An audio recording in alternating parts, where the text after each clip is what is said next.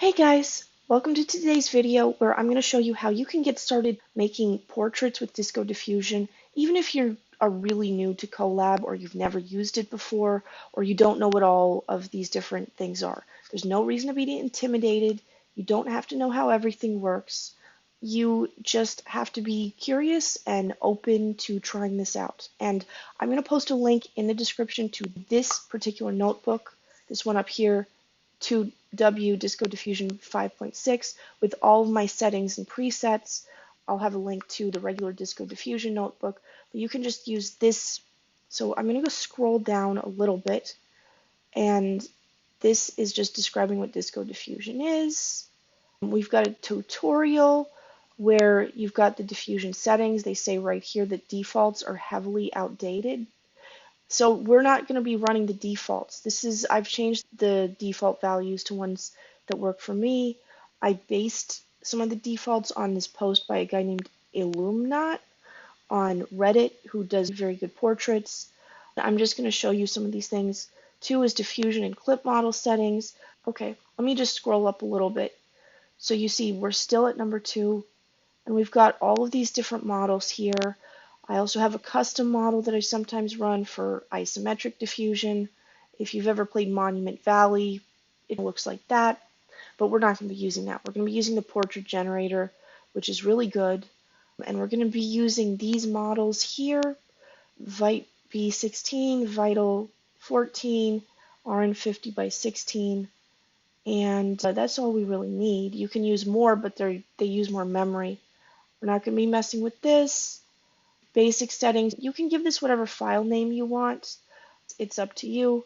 For the size, I would say 512 by 512. That will give you plenty of detail. If you use an AI upscaler like Gigapixel, 512 by 512 is really all you need. If you don't know what all this is, what the clip guidance scale is, TV scale, don't worry about it. You can just either use the values I have here or play around with them, or there are a bunch of Disco Diffusion cheat sheets, and I will link them in the description. But if you don't have time and you just want to use this model that I have here, that's fine. For an init image, if you have an initial image of your character that you want to use as a basis, you can do that. And then if you do that, you're going to have to skip about half of your steps. So we have 250 steps. Each step is the AI developing the image a bit more. So if you had an initial image, you'd probably have to skip about 125. And then the scale is how much the final image is going to look like the initial image. So the higher this value, the more it's going to resemble the initial image. The lower this value, the more it's going to go with whatever the prompt is. Now, again, you don't have to touch any of these settings here. If you don't know what this is, just leave it alone. It's fine. Animation, we're not going to be doing animation for this one. Intermediate saves, I like to have about 50 intermediate saves so that you can see the image developing, and sometimes it's nice to go back and get an intermediate image and use it either as an initial image or an image prompt. But again, you do not have to mess with any of these things. You don't really have to touch them at all if you don't want. Oh, but you probably will want to touch the prompt, which is right down here. Here are the text prompts. Here are the image prompts. Text prompt basically tells the AI what kind of image you want it to make. And so we have Portrait of a Beautiful, Sinister Teenage Fantasy Wizard by Grzegorz Rudkowski, Deep Dark Forest, Dramatic Lighting, Moody, Directional Lighting, Rough, Tough, Mean, Scary, Volumetric Lighting, Trending on ArtStation. Now, if you wanted one of these to have a higher weight than the other, you could go 2 or semicolon 5.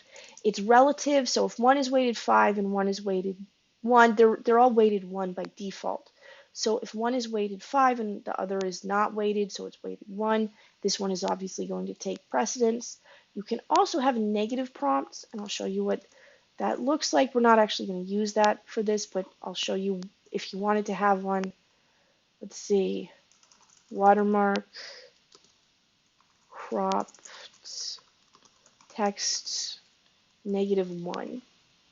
And I'm not gonna use that because I have not seen watermarks or text or anything appear here, but you could use that if you wanted. And then remember to put commas between any prompts you use. You could use multiple ones, but that's very important. So here are the image prompts. You can use this if you have an image either on Google Drive or on the web that you want to use. All you would do is you would go here and delete this hashtag, and it would use that as an image prompt. I'm not going to do that for this one. I'll just show you what that image is, just to satisfy your curiosity. There we go. I was using this for an earlier iteration of this notebook, but yeah, you don't have to use that one. Okay, now we're going to do the run. So actually what we're going to do is we're going to go up here, and let's go down to setup. Let's check GPU status. Let's see which one we got. The order of quality is the top one is A100, then V100, then P100, and K80 is the one you don't want, but V100 is perfectly acceptable. So is P100. I honestly have not noticed a big difference, but that's just something to keep in mind. So now we're going to go here. I'm going to go to runtime. I'm going to select run after, and it's going to run all the cells after that. I'm going to connect to Google Drive, and there we go. It's going to run all of these. This sometimes takes a little while because it's going to mount everything to Google Drive, and once you've connected to Google Drive, it will save all of the images that you make, the models, the settings file. So if you want to go back and check the settings that you've used and save them, you can do that. Now it's going to install everything that you are using. It's going to do this. Honestly, guys, I'm not a programmer. I don't really know what it's doing here, except on a very abstract level, but you don't need to know that. You don't need to know how a car engine works to drive a car. So once it does this, it's going to run down the settings, and it's going to take milliseconds for it to load all these settings. Most of the time here, it's just going to be spent installing and then doing the run. By the time I scroll down, it's going to have finished loading all of the settings, and now it's going to diffuse. Now we have it set to do 5 batches, and with a display rate of 10, that means it's going to display every 10 frames. You can do batches of any size, but if it's much more than, say, 20, you're probably going to get disconnected before you finish the run, even if you have Pro or Pro Plus. All right, so now you can see we've got this image here, and it just looks like a bunch of static. There's maybe a little bit of a shadow of a face here, some vague suggestion of eyes. What's going on is the AI is refining the image and refining it to make it look more and more like our beautiful, sinister teenage fantasy wizard. Possibly more like Tom Riddle. I don't know. Oh, well, there we go. Now, how long is it taking? It is taking about 4 seconds per iteration. That is pretty good, honestly. With these settings that I'm running right now, I've seen it take 20, 25 seconds per iteration. 4 is not bad. Generally, the more detail you want, the more time it's going to take per iteration. But yeah, 4 seconds is not bad. Let's just see what it looks like at 20. There we go. This image is probably going to change a fair amount from beginning to end. We've got 240 steps, so we're at roughly the 10% mark, and already it's starting to look a bit like a person. And because we're saving 50 partials, it's going to save roughly every 4 steps. So if you want to take one of these images and use it as an initial image or use it as an image prompt, you can absolutely do that. And I'm just going to show you on Google Drive where the file is. So let's see. There's Google Drive. You can see right up here. This is these files are here, and we've got the settings file. Well, actually, that's for the first run because I went and looked at it. But we've got the collab notebook, and we've got these partial saves. Where is this? I'm just gonna go by name.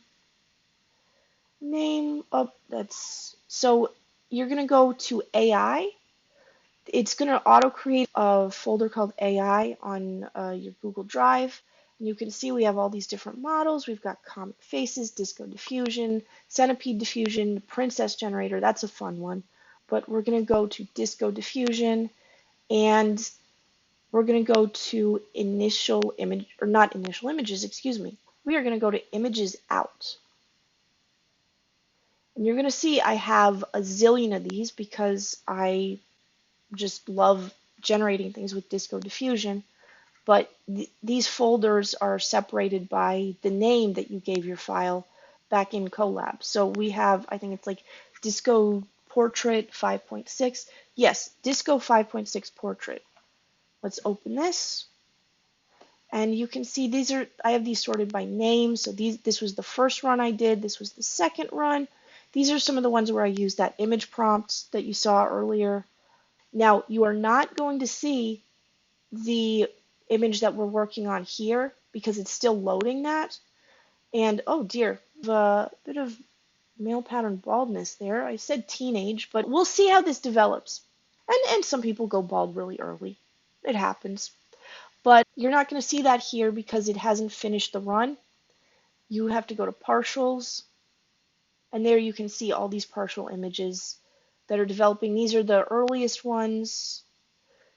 If you want to see the latest ones, let's go like this, and you can see there's our friend, and there are the previous ones. Again, these are really good if you want to use these as image prompts or initial images, or if you want to restart it from a certain point and see if it can develop in a different way. This is absolutely possible. Now, let's say you see this image here and you're like, that's really cool. I want to see if I can make an image that looks like that. Well, you just go to this little text file here. You can see this is Disco 5.6 Portrait with 0 in parentheses. This is the same thing. These are the settings. And right up here you have the text prompt. Now this is a text prompt, and most of these settings I got from a guy named Illumnat on Reddit. Shout out to him. And you can just take this and copy it. I don't think there's a way to copy this whole thing and paste it into Disco and have it run these settings. I don't think we have that yet. We have that for Pidy, which is another notebook that I can introduce you to, but we don't have that for Pidy. But you can just go manually and copy all these things. You don't need to copy all this stuff about video init because we're not using video, but you can see I'll just go run through it, cut overview. Just take this without the quotes and copy and paste it. It's really convenient. So if you want to go back and do another run using the same settings, you can always do that. It's very simple. Now let's say you get disconnected and you want to run it again. What you can do is you can select resume run and then run to resume. This is defaults to latest. Then resume from frame. This defaults to latest. You can change that. You can resume another run if you wanted to resume, say, this run here. You could, which is the 6th run, you could say run to resume 6, and then resume from frame. You could select which frame you want, but that's just an option you have. So you can see you don't really need to know how this works. You don't need to mess with the settings at all to run this. I will upload this exact file for you. Now, obviously, you can change this. You probably don't want to see this guy as your character. So just play around with this prompt, okay? Don't worry about the other settings. Describe the character. Maybe try an image prompt. Again, if you want to use an image prompt, you get rid of this hashtag here. Try using multiple image prompt, try using multiple text prompts. All right, we will end the video here, and I hope that was helpful. That's it. Have a good day, everybody, and I will see you next time.